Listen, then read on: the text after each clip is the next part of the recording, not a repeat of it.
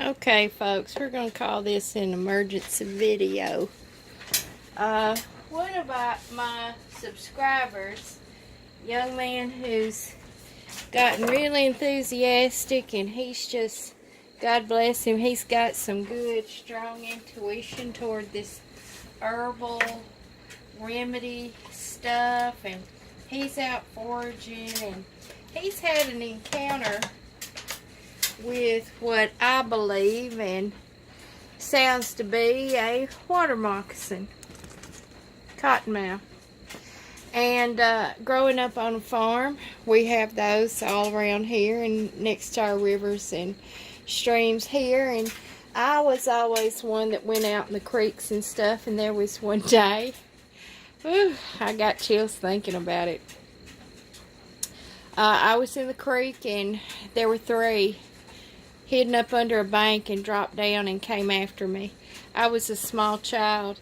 There's people that die from being bitten every year. So I wanted to give you a quick remedy. I don't have but 6 minutes left on my memory, so on this camera.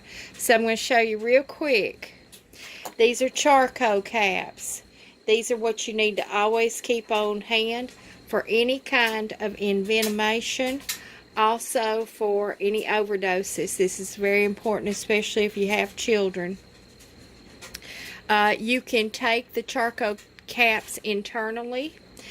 You can also open the capsules and put the charcoal right on it. It's activated charcoal.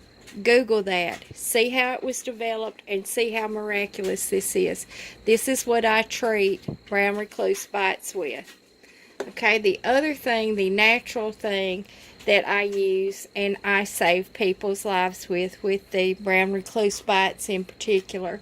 This is called the broadleaf plantain. Locally, we call it red dock, and the reason why we call it that is because of this red stalk here. And typically, dock is a nickname, and it's nicknamed that because it is the shape that sheep's tails are when you dock them. And that is from the Old English, is dock. So there's many different species that use dock in the name. And then on this, the red comes from this, but it is broadleaf plantain, plantago. So what you do, and I keep this dried, but I always look around for this plant whenever I'm outside. And you chew this plant up.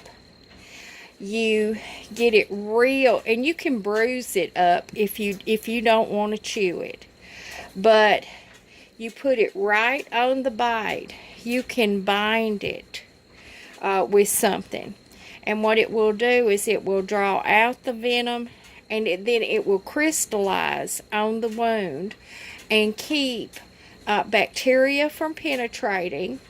And it will start drawing out inflammation. It is also high in psyllium and mucilage.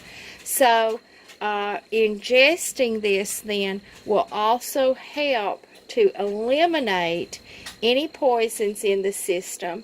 So will the charcoal caps. Now, that is what these little plants were that I dug up. And they're getting real root bound. I just dug them up in case anyone wanted to purchase them that they didn't grow where they grew, where they lived. I'm about to put these back outside because these grow everywhere. Everybody should be familiar with these. Don't poison them. Know where they are. This is life-saving. This is what I used in that video to coat my arms, to scrub them, to make sure I didn't get any poison ivy on me. If you do it before you go out into weeds and stuff, it will form a protective barrier because of the mucilage in the leaves. So this is a real quick video for Brandon. Pay attention. Please don't get bit by a water moccasin. We need you around so that you can be a good herbalist. So, charcoal caps can be found anywhere, but I primarily get these at Walgreens, and it's about $20 for a bottle like this. But These last forever, store very well, should be part of any emergency kit, especially if you have small children or are immune compromised. So remember that. Now, I'm going to go upload this. Have a good evening. Until next video. Good night.